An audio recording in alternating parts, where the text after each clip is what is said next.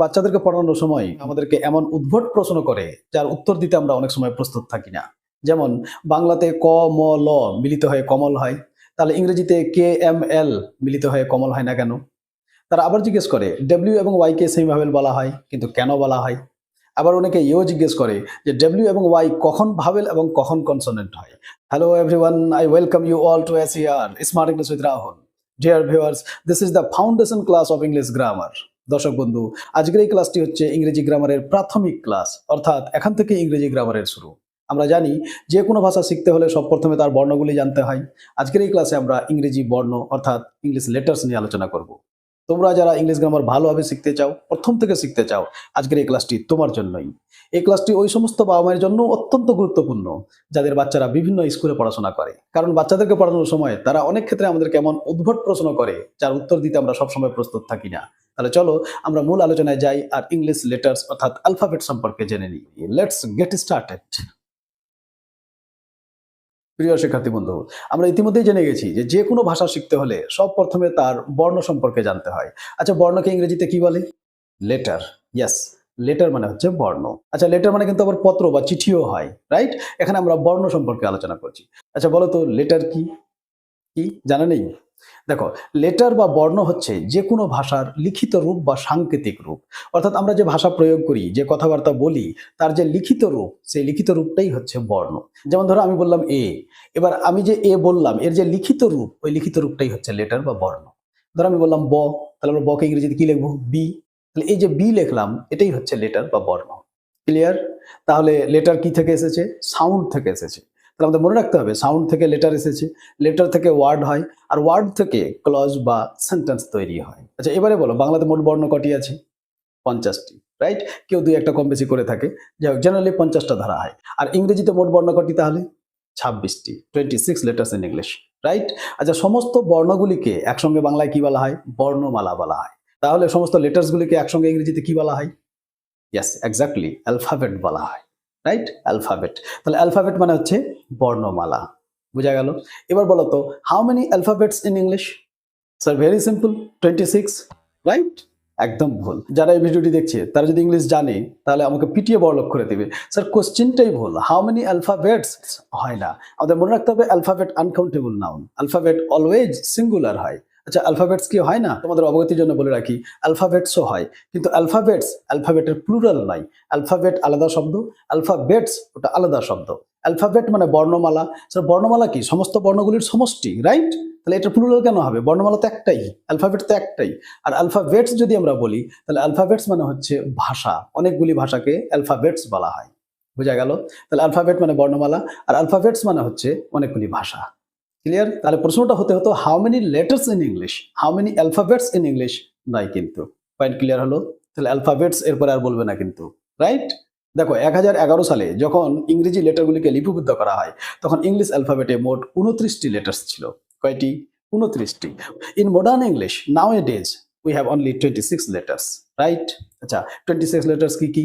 এই যে তোমরা স্ক্রিনে দেখতে পাচ্ছ, এগুলি হচ্ছে ইংলিশ লেটার্স, এ থেকে জেড পর্যন্ত। তোমরা নিশ্চয়ই জানো যে বাংলা বর্ণগুলিকে দুভাগে ভাগ করা হয়, স্বরবর্ণ এবং ব্যঞ্জন বর্ণ।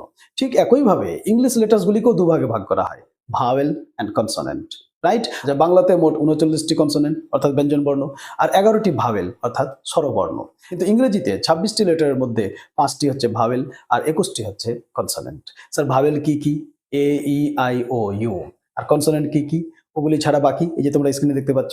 তাহলে vowel A, E, I, O, U, আর এই A, E, I, O, you, এই 5টি বর্ণ 5টি লেটার বাদ দিয়ে বাকি যে কটা থাকলো সবকটাই হচ্ছে কনসোনেন্ট, রাইট? আচ্ছা, এখানে আমাদেরকে আরেকটি বিষয় জানতে হবে যে বাংলাতে 50টি লেটার 50টি বর্ণ, অথচ ইংরেজিতে 26টি, মানে প্রায় অর্ধেক, রাইট? তাহলে এই 26টি বর্ণকে 50টি বর্ণের কাজ করতে হবে।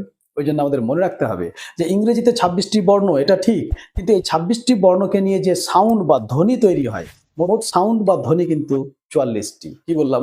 যে ইংরেজি লেটার্স 26টি, কিন্তু এর যে সাউন্ড বা ধ্বনি সেটা হচ্ছে 44টি। কোনো কোনো মতে 47টি, আবার কেউ কেউ 48টাও বলেছে। যাই হোক, আমরা 44টাই ধরে চলবো, রাইট? যেমন ধরো এ। আচ্ছা, এ বর্ণটির কয়েক রকম উচ্চারণ হয়। যেমন এ উচ্চারণ হয়, যেমন কেজ, CAGE, এখানে এ উচ্চারণ হলো। আবার আ উচ্চারণ হয়, যেমন বানানা, তাহলে দেখো লাস্টে NA আছে, আ উচ্চারণ হচ্ছে। আবার এ উচ্চারণ হয়, যেমন ব্যালেন্স, BALANCE, এখন লেখো BA, এ উচ্চারণ হচ্ছে। তাহলে লক্ষ্য করো একটাই লেটার কিন্তু আমরা কয় রকম উচ্চারণ পেলাম, ৩-৪ রকম উচ্চারণ পেয়ে গেলাম, রাইট? তাহলে এই জন্যই বলা হচ্ছে যে ইংরেজিতে মোট লেটার ২৬টি, কিন্তু এর যে সাউন্ড বা ধ্বনি সেটা ৪৪টা। যাই হোক, উচ্চারণ সংক্রান্ত এই বিষয়গুলোকে ফনেটিক্স বলা হয়। আমরা অ্যাডভান্স কোনো ক্লাসে ফনেটিক্স নিয়ে আলোচনা করব। তাহলে আমরা কি জানলাম যে ইংরেজি লেটারকে দুভাগে ভাগ করা হয়, ভাওয়েল এবং কনসোনেন্ট। কিন্তু এই ২১টি কনসোনেন্টের মধ্যে ডব্লিউ এবং ওয়াই কে আবার সেমি ভাওয়েল বলা হয়। আচ্ছা, এবার প্রশ্ন হলো ডব্লিউ এবং ওয়াই কে সেমি ভাওয়েল কেন বলা হয়? বলো কি উত্তর দিবে?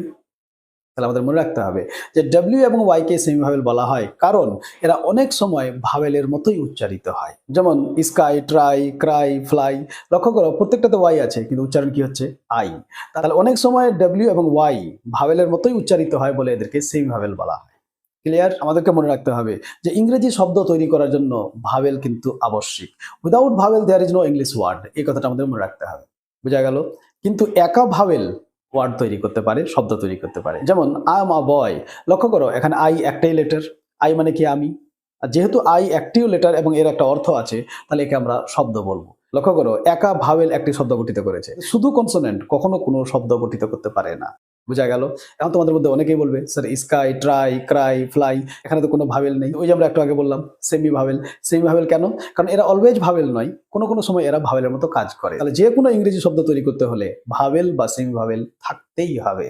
Point clear? এবারে আমাদেরকে জানতে হবে যে ডব্লিউ এবং ওয়াই কি সবসময় সেমি ভাওয়েল হয়? না, ডব্লিউ এবং ওয়াই সবসময় সেমি ভাওয়েল হয় না। যখন ডব্লিউ এবং ওয়াই এর উচ্চারণ ভাওয়েলের মতো হয় তখন এদেরকে সেমি ভাওয়েল বলা হয়। আর যদি এদের উচ্চারণ ভাওয়েলের মতো না হয় তাহলে ওই ক্ষেত্রে এদেরকে কনসোনেন্ট ধরা হয়।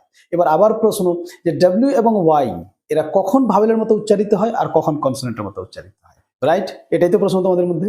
আজকের এই ক্লাসে আমি তোমাদের সব ডাউট ক্লিয়ার করব। আচ্ছা, ভালো লাগছে এই ক্লাসটা তোমাদেরকে? যদি এই ক্লাসটি ভালো লাগে, ইউজফুল মনে হয়, তাহলে লাইক করো। তোমাদের ক্লাসটি কেমন লাগছে, ইউজফুল মনে হচ্ছে না হচ্ছে না, কমেন্টে আমাকে লিখে জানাও। এবং তোমরা আরো কি ধরনের ক্লাস চাও ওটাও আমাকে কমেন্টে লিখে জানাতে পারো। আর তোমরা যদি আমার এই ক্লাস প্রথম দেখে থাকো তাহলে ইউটিউবে দেখলে ইউটিউব চ্যানেলটি সাবস্ক্রাইব করো, পাশে থাকা বেল আইকনটিও প্রেস করে নিও, তাহলে যখনই আমি কোনো ভিডিও পোস্ট করবো তার নোটিফিকেশন সঙ্গে সঙ্গে পেয়ে যাবে। আর যদি ফেসবুকে দেখো তাহলে ফেসবুক পেজটাকেও ফলো করে নিও। চলো মূল পয়েন্টে ফিরে আসি। আমরা কি বলছিলাম যে ডব্লিউ এবং ওয়াই কখন কনসোনেন্ট এবং কখন সেমি ভাওয়েল হবে, রাইট? আমি এটাকে তোমাদেরকে দুইভাবে বোঝানোর চেষ্টা করব। মনে রাখতে হবে ডব্লিউ এর উচ্চারণ যদি ওয়া হয় এবং ওয়াই এর উচ্চারণ যদি ইয় হয় তখন ওরা কনসোনেন্ট হয়। অর্থাৎ কনসোনেন্ট হিসাবে ডব্লিউ এর উচ্চারণ ওয়া হবে এবং ওয়াই এর উচ্চারণ ইয় হবে। যেমন ওয়াক, ওয়ার্ক, ওয়েস্ট। লক্ষ্য করো এখানে ডব্লিউ এর উচ্চারণ ওয়া হচ্ছে। আর আমরা কি জানলাম? যখনই ডব্লিউ এর উচ্চারণ ওয়া হবে তখন সেটি কনসোনেন্ট হবে। আর ওয়াই এর ক্ষেত্রে কি বললাম? ওয়াই এর উচ্চারণ যদি ইয় হয় তাহলে ওয়াই কনসোনেন্ট হবে। যেমন ইউ, ইয়ার্ড, ইয়েস প্রভৃতি। আর যদি ডব্লিউ এর উচ্চারণ ও বা ইউ হয় অথবা ওয়াই এর উচ্চারণ ই হয় তখন ডব্লিউ এবং ওয়াই সেমি ভাওয়েল হয়ে যায়। উদাহরণ লক্ষ্য করো, গ্লো, ব্লো, থ্রো। লক্ষ্য করো প্রত্যেকটাতেই ও উচ্চারণ হচ্ছে, রাইট? তাহলে এই উদাহরণগুলিতে ডব্লিউ কি? Semi vowel. আবার অন্যদিকে লক্ষ্য করো, স্কাই, ট্রাই, স্টোরি, সিটি। লক্ষ্য করো এই উদাহরণগুলিতে ওয়াই ই উচ্চারণ হচ্ছে, তাহলে এখানে ওয়াই কি? Semi vowel. তাহলে আমরা কি শিখলাম? যে ডব্লিউ এর উচ্চারণ যদি ও বা ইউ হয় এবং ওয়াই এর উচ্চারণ যদি ই এর মতো হয় তাহলে আমরা ওই ক্ষেত্রে ডব্লিউ এবং ওয়াই কে সেমি ভাওয়েল বলবো। আচ্ছা, এখনো যদি তোমাদের ডাউট থাকে, যদি বুঝতে না পারো, তাহলে আর একটা শর্টকাট বুদ্ধি শিখিয়ে দিই। শেখাবো? কি শিখিয়ে দিব? চলো জেনে নাও। যে কোনো শব্দের প্রথমে যদি ডব্লিউ এবং ওয়াই থাকে তাহলে ওই ক্ষেত্রে ডব্লিউ এবং ওয়াই 100% কনসোনেন্ট হবে। আর যদি প্রথমে না থাকে ডব্লিউ এবং ওয়াই কোনো শব্দের মাঝে বা শেষে থাকে তাহলে ওই ক্ষেত্রে ডব্লিউ এবং ওয়াই সেমি ভাওয়েল হয়ে যাবে। Point clear? আশা করি এবার তার কোনো ডাউট নেই। কি বললাম? যে ডব্লিউ এবং ওয়াই যদি কোনো শব্দের প্রথমেই থাকে তাহলে ওই ক্ষেত্রে তারা কনসোনেন্ট হবে। আর ডব্লিউ ওয়াই যদি কোনো শব্দের মাঝে বা শেষে থাকে তাহলে ওই ক্ষেত্রে তারা সেমি ভাওয়েল হয়ে যাবে। আই হোপ যে সেমি ভাওয়েল সম্পর্কে তোমাদের সব ডাউট ক্লিয়ার হয়ে গেছে। আচ্ছা, এবারে বলো তো বাংলা বর্ণ আর ইংরেজি বর্ণের মধ্যে পার্থক্য কি? What is the difference between Bengali letters and English letters? বলো, কে বলতে পারবে? পারবে? বাংলা বর্ণ এবং ইংরেজি বর্ণের মধ্যে দুটি প্রধান পার্থক্য আছে। প্রথম পার্থক্য, ইংরেজি লেটারগুলিকে দুইভাবে লেখা হয়, ক্যাপিটাল লেটার আর স্মল লেটার। কিন্তু বাংলাতে কোনো ক্যাপিটাল বা স্মল নেই, বাংলা বর্ণগুলিকে একভাবেই লেখা হয়, রাইট? এটা ছিল প্রথম পার্থক্য। আর দ্বিতীয় পার্থক্য কি? তোমরা যদি বাংলা বর্ণগুলিকে লক্ষ্য করো তাহলে দেখবে বাংলা বর্ণমালায় একটি বর্ণ দুবার আছে। বলো তো কোনটি বর্ণ দুবার আছে? ইয়েস, ঠিক ধরেছো তোমরা, ব বর্ণটি দুবার আছে। বাংলা বর্ণমালায় ব দুবার আছে, কিন্তু ইংরেজি বর্ণমালায় এ থেকে জেড পর্যন্ত কোনো বর্ণ দুবার নেই, রাইট? বোঝা গেল? এই দুটি ছিল প্রধান পার্থক্য। আরেকটা পার্থক্য তোমরা বলতেই পারো যে ইংরেজি লেটার 26টি আর বাংলা লেটার 50টি, রাইট? আচ্ছা, আমরা কি জানতে পারলাম যে ইংরেজি লেটার বা ইংরেজি বর্ণগুলিকে দুভাবে লেখা হয়, ক্যাপিটাল লেটার, স্মল লেটার।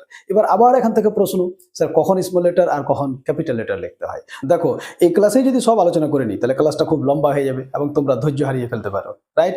তাই আজকের এই ক্লাসে এ পর্যন্তই। অ্যালফাবেট বা ইংলিশ লেটার্স নিয়ে আমি আরো 2-3টি ক্লাস পোস্ট করব, যার মধ্যে একটি ক্লাস থাকবে ইউজ অফ ক্যাপিটাল লেটার্স, আরেকটি ক্লাস থাকবে সাইলেন্ট লেটার নিয়ে। অর্থাৎ ইংরেজি শব্দে অনেক লেটার বা অনেক বর্ণ এমন থাকে যাদেরকে লিখতে হয় কিন্তু উচ্চারণ করতে হয় না। তাহলে কখন কোন বর্ণ কোথায় উচ্চারিত হবে না এই বিষয় নিয়ে আমরা একটা সেপারেট ক্লাস পোস্ট করব। আরেকটি ক্লাস থাকবে এই ইংরেজি লেটার বা বর্ণগুলির প্রনাউন্সিয়েশন নিয়ে, যে জি কখন জ উচ্চারণ হবে আর কখন গ উচ্চারণ হবে, সি কখন স হবে, সি কখন ক হয়। অর্থাৎ উচ্চারণ নিয়ে আমরা একটি সেপারেট ক্লাস পোস্ট করব। আর এইভাবে আমি ইংরেজি গ্রামারের ক্লাসগুলিকে 0 থেকে হায়ার লেভেল পর্যন্ত নিয়ে যাব। So my dear brothers and sisters, this is the foundation class of English grammar. আশা করি ইংলিশ লেটার্স বা অ্যালফাবেট সম্পর্কে তোমাদের ধারণা পরিষ্কার হয়েছে। তোমাদের যদি এই ক্লাসটা ইউজফুল মনে হয় তাহলে ভিডিওটিকে লাইক করো, বন্ধু-বান্ধবদের সঙ্গে ভিডিওটিকে শেয়ার করো। আর যদি তোমরা এই চ্যানেলটি সাবস্ক্রাইব না করে থাকো তাহলে সাবস্ক্রাইব করে নাও, আর ফেসবুকে দেখলে ফেসবুক পেজটিও ফলো করে নিও। আর তোমরা জানো এই চ্যানেলে আমি English grammar, spoken English, competitive ইংলিশের ভিডিও নিয়মিত পোস্ট করে থাকি। আর তোমরা যারা এই ক্লাসটি দেখছো, তোমরা যদি প্রতিযোগিতামূলক পরীক্ষার প্রস্তুতি নাও তাহলে smart English with Rahul YouTube চ্যানেলের যে কমিউনিটি, সেই কমিউনিটিতে যাও।